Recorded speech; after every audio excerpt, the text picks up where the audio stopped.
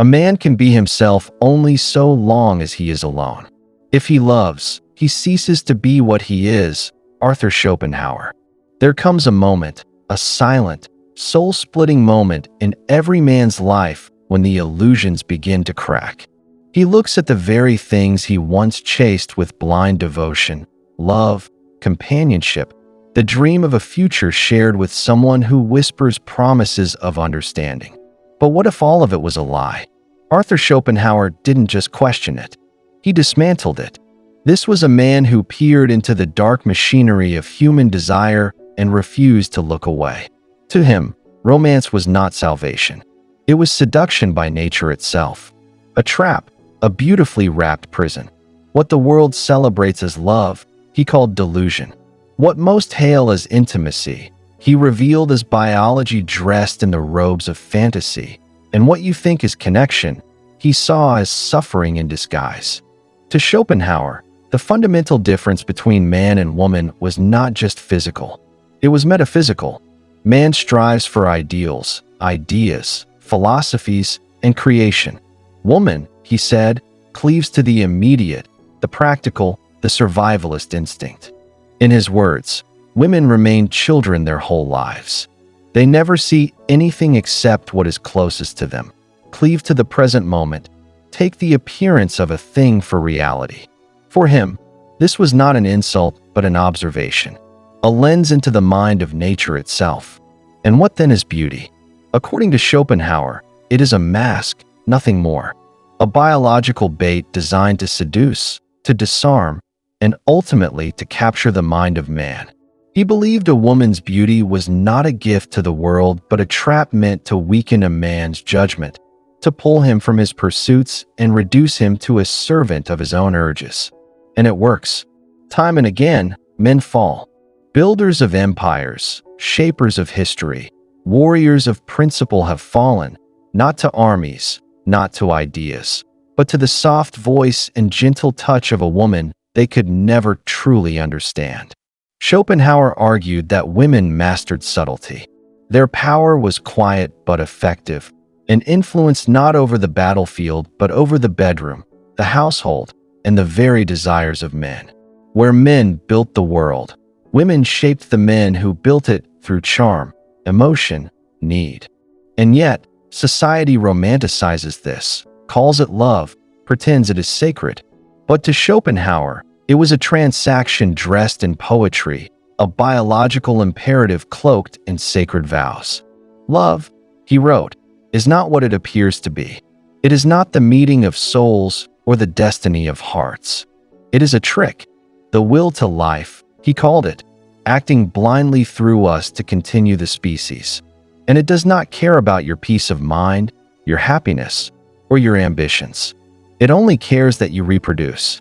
And to achieve that, it whispers fantasies into your heart and shows you illusions through your eyes. It tells you she's different. It convinces you that this time it's real. And by the time you see the truth, you've surrendered. Schopenhauer saw marriage not as a sacred bond, but as the final act in a man's downfall, a legally binding illusion, a contract signed with hope, but paid in regret. He believed that once a man succumbed to beauty, he was no longer free. Marriage was not about love. It was a biological strategy of nature to ensure reproduction. And the man, blinded by emotion, was reduced to a beast of burden. He works, sacrifices, bends his will to sustain a structure that often leaves him empty. And when the beauty fades, when the enchantment wears off, what remains? Often resentment, silence, a quiet disillusionment.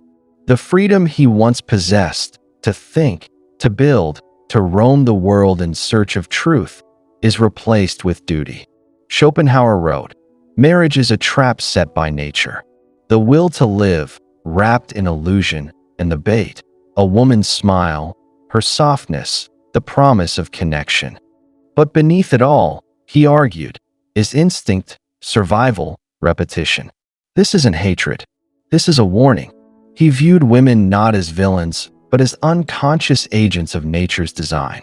Their aim is not personal malice. It is fulfillment of their biological imperative to seek security and ensure survival. Schopenhauer claimed women developed a superior skill set in emotional influence, not logic, not strength, but persuasion, cunning, intuition. And it's in this emotional battlefield where so many men lose, not because they are weaker, but unaware. They fight with logic in a realm ruled by instinct. They reason where they should resist. Schopenhauer saw that in this arrangement, men often become pawns. They build the house, but it is no longer theirs. They strive, but their dreams dilute. And all the while, they convince themselves this is fulfillment, that the sacrifice is noble, even necessary. But beneath it, many feel the ache of something lost, a voice they no longer hear, a fire that no longer burns, a version of themselves buried. He warned of this fate, not to condemn women but to awaken men, to open their eyes to the forces at play, to see through the veil before it's too late. He spoke to men not as enemies of women, but as seekers of truth. Because in Schopenhauer's philosophy, it is not woman that destroys man. It is man's ignorance of woman, his romanticized illusions, his failure to understand what drives the dance of attraction and what it often costs him. The tragedy is not that men love. It is that they love blindly, that they give their soul to an idea they never questioned, that they confuse desire for destiny and seduction for sincerity. And when the illusion fades, they are left with broken lives.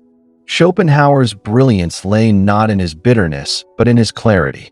He stripped away sentiment and exposed the machinery beneath, the raw, unfiltered forces of nature that drive us all, whether we see them or not. He saw men not as oppressors, but as victims of their own longing.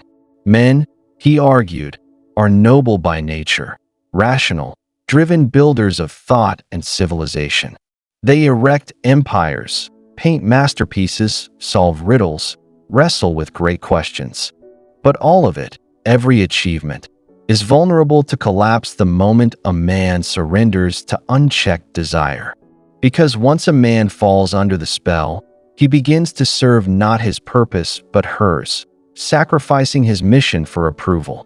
He reshapes his identity to be more palatable, more agreeable, more desirable. In doing so, he forgets who he is.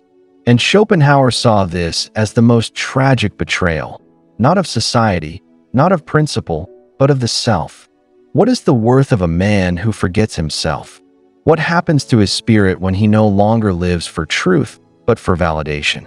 Schopenhauer observed that many men are broken not by hardship or war, but by the soft poison of dependency. And it is here, he argued, that women hold power because they do not need to dominate with force. They dominate through need, presence, charm, silence. They rarely demand obedience, men offer it. They rarely ask for sacrifice, men volunteer it.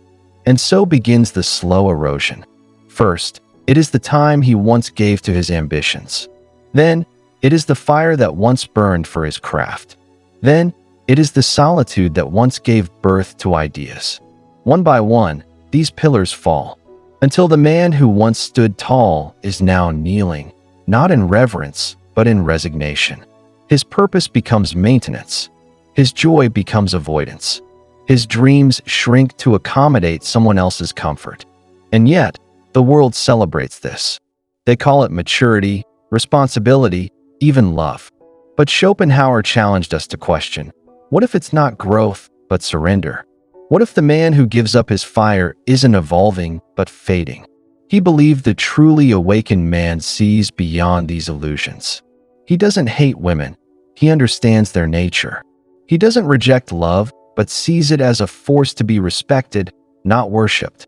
He protects his soul from being consumed.